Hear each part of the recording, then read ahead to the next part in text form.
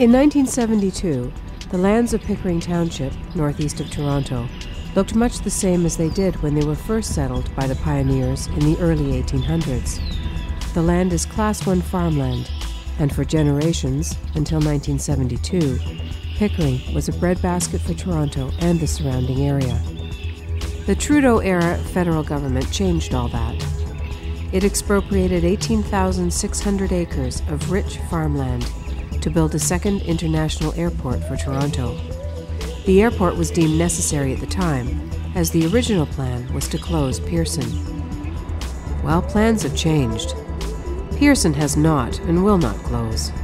The GTAA recently completed a $6 billion renovation designed to take it and Pearson Airport into the middle of this century. Ample airport capacity exists in the GTA when you consider Hamilton and other existing facilities. Yet the federal government continues to advance plans for a second airport on the lands, claiming that today it is needed in much the same way as they did over 30 years ago. So really, all that's been done so far is we've served notice of an intent to declare the lands an airport. The bureaucrats continue to advance the plans, even though the need for a second airport has never been established. Today, opportunity knocks for all Canadians. The federal government and all of our politicians have an opportunity to do something great. It will take courage and conviction and vision. Take a look at the land as it is today. Had the Trudeau government succeeded with its plan to build an airport, this prime farmland would not exist.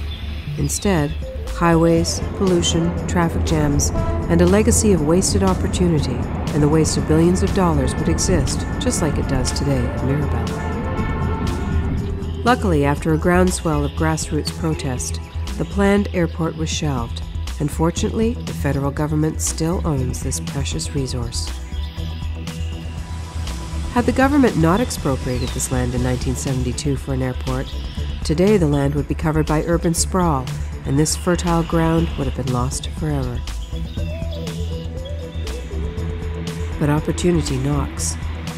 If our federal government created a single airport authority for all of Southern Ontario, then it would be obvious that a second Toronto airport will never be needed.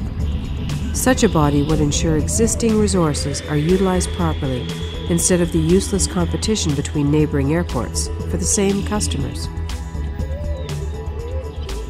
It is appalling that this inefficient governance model continues to exist when we consider that both these airport facilities were created and constructed with taxpayer money.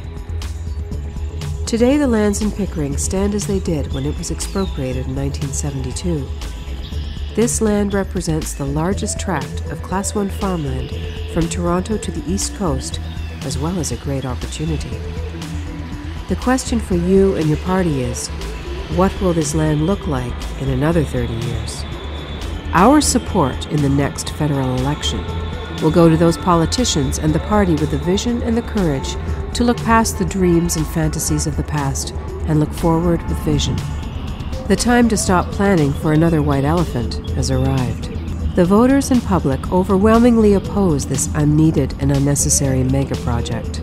We are looking for politicians and parties who will turn the page on this mistake from the past and look forward with a vision that serves the nation and community.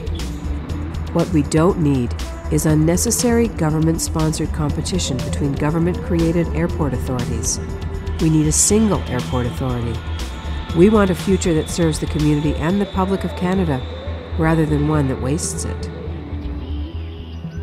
This fantastic resource is owned by the people of Canada. It's time that our elected representatives stand up and do the right thing. It's time to cancel the airport of the past and begin the discussion about the future. Many great strategic options exist for these lands that serve the broad interests of Canadians and perhaps even do some good. Are you and your party up to the task?